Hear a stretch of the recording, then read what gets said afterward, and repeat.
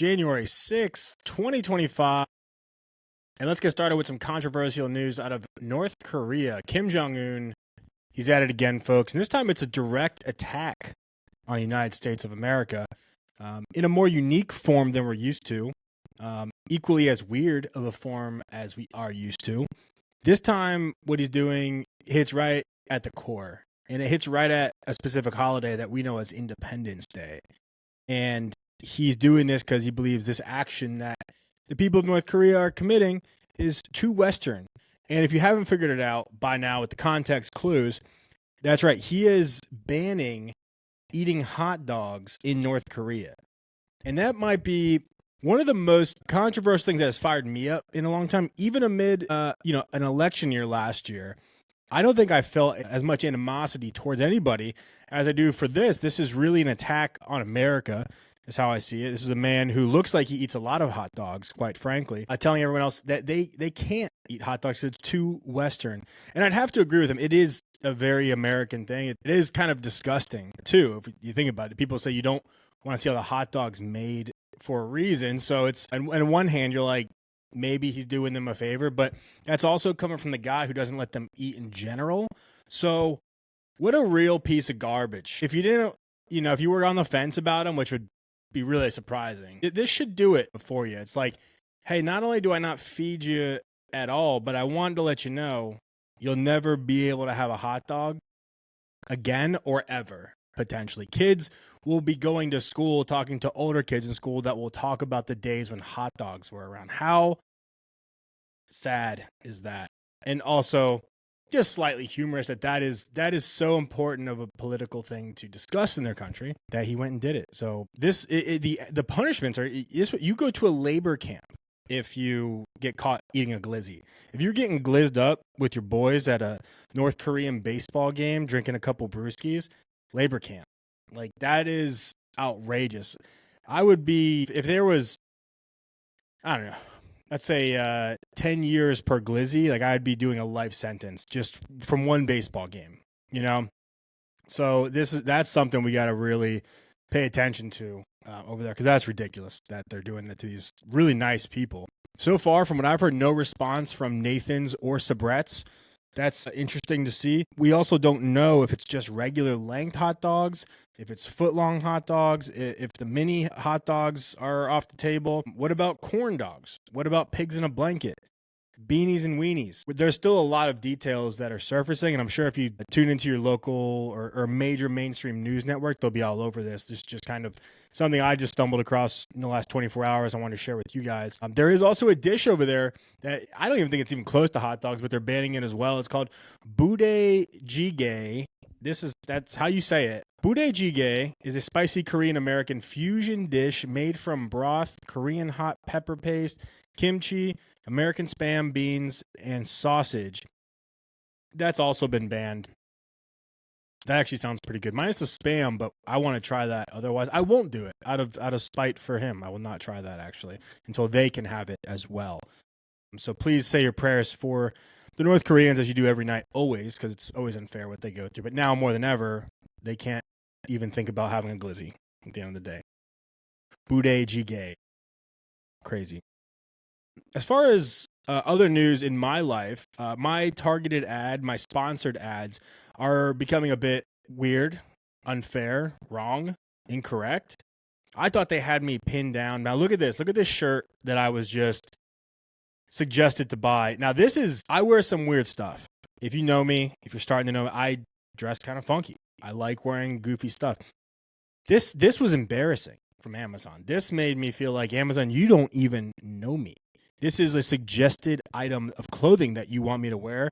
And I don't, pregnant women don't even want to wear a shirt this big. Like, if a girl slept over and I offered her to wear this, she'd be like, I'm leaving and reporting you to the police. This is never going to make its way into my wardrobe. I'll wear a bigger shirt sometimes. This is down to the knees. This isn't even a tall tee. Rappers don't even wear shirts this long.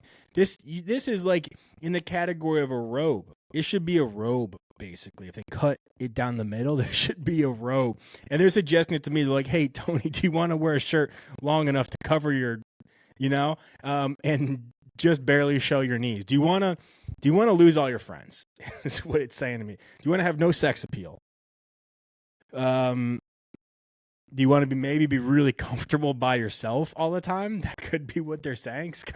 It seems like something you wear if you're at home all day. You get food delivered to you. You don't want a dirty underwear. You want to make sure you're covered from the waist down in case you're like cooking or something. You don't want to get a burn. But who's wearing this? It looks like it's got reviews on it too. People are buying this. I don't know.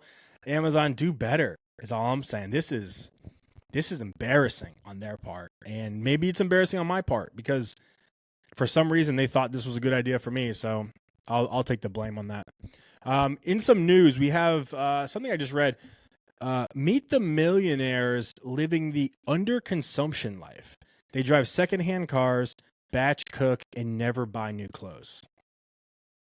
This infuriates me as a lower middle class, upper lower class human who's like, I'm driving the 13-year-old Toyota Camry because it's convenient and it's doing well still, but I'm on $1 million. I could upgrade to like a newer Camry, right? Like these people are like, they get high off of having all this money and looking at somebody right next to them in the same car and being like, oh, that's all you can afford. These people are the problem. Spend your money, you tightwads. Like, I don't want to guess, what these people look like. Or I just feel like they are the type of people that they never buy rounds of drinks when you're out with them. They never have like a surprise. Even if like they come over to your house for like a 4th of July party and they bring something, they're probably like, oh, hey, can we get the rest of the stuff we brought and bring it back home with us? Like, even if it's like cookies they bought at the grocery store, like, can we have the last 4 sugar cookies from the grocery store that we brought?